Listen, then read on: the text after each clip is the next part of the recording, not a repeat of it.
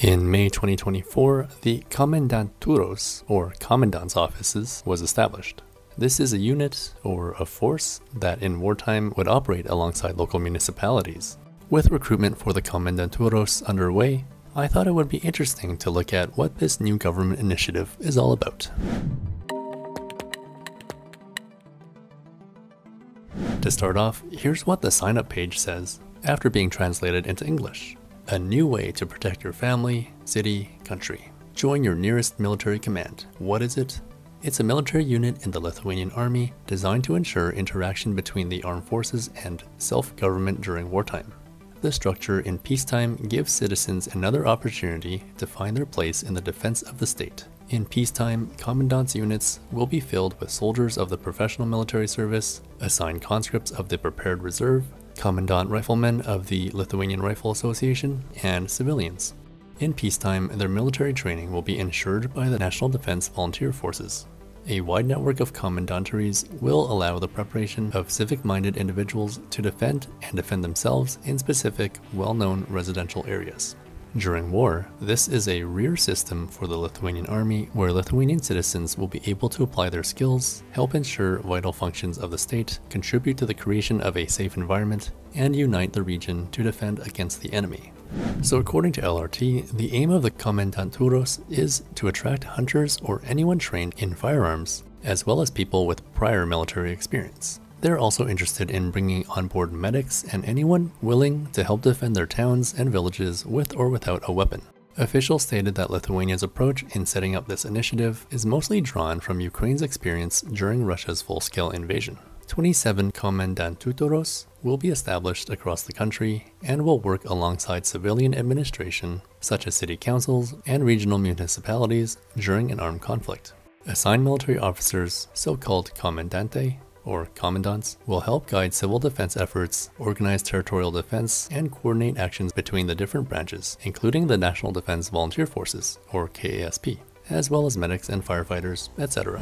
The media says that the Komendantūros will also have armed units directly under their control. And then how do members of the Riflemen's Union fit into all of this? Well, LRT says that they will also become part of the new units. Civilian volunteers are welcome as well, but they can't be military reservists, members of the KASP, or part of the Rifleman Union units already assigned to the Komendantūros.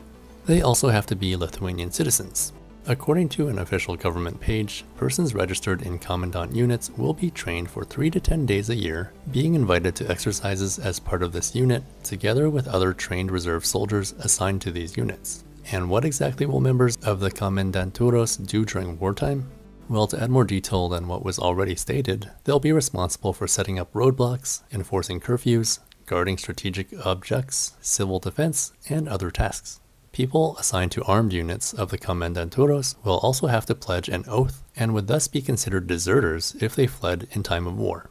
These members will be issued an automatic weapon and ammunition, a first aid kit, an armored vest, and helmet, as well as a gas mask. An official website says that equipping one Commandant unit soldier with new equipment will have a preliminary cost of about 12,000 euros. The Defense Ministry opened registration on May 1st, 2024, and in the first 2 days, over 1,600 people signed up to become members. The government's target is to sign up around 10,000 before the first round of admissions closes on August 31st. This infographic, posted by the Defense Ministry on June 14th, shows that at the time, nearly 4,000 had signed up.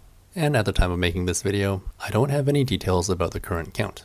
However, according to the Defense Minister, units will also include ex-service members who are technically registered as reserve forces. This includes around 80,000 people who completed their military service more than a decade ago. When signing up online, people can select their preferred field, whether it be infantry, support and logistics, military instructors, or other. Well, you can see the sign-up form for yourself here, although this has been auto-translated into English with Google. The first units of Komendantūros will begin training in October, with full readiness to be reached in 2025. To me, it sounds like the government has kind of taken over the role of the Lietuvos Šaulių Sąjunga, or the Riflemen's Union. I mean, someone correct me if I'm wrong, but it does feel like everything that the Komendantūros is set up to do, the Riflemen's Union more or less aim to do already. Support the military during wartime, and then in peacetime, support the military and government and train for those worst case scenarios. If I'm correct in how I perceive things, then the big difference is that the Riflemen's Union is separate from the government, even if it gets partial funding from them. And then on the other hand, the Komendantūros is directly under the control of the Lithuanian armed forces. It makes sense that the professional military should be coordinating all defense efforts. But it's good to remember that the Riflemen's Union has existed for over a century, and it would be sad if this organization lost its identity. But of course, I'm sure that won't happen. I know a big chunk of viewers of this channel are Lithuanian themselves, so if you're willing, I'd love to hear your opinions on this new Komendantūros initiative. Are you for it? Against it? Do you think there's a better way of doing things? Whatever you think of it, let me know. As a foreigner, I'm pretty much stuck on the sidelines watching all of this unfold. Alright, well that's it for today's video. If you're still watching up until this point, thank you so much. I look forward to reading the comments, and I'll see you next time.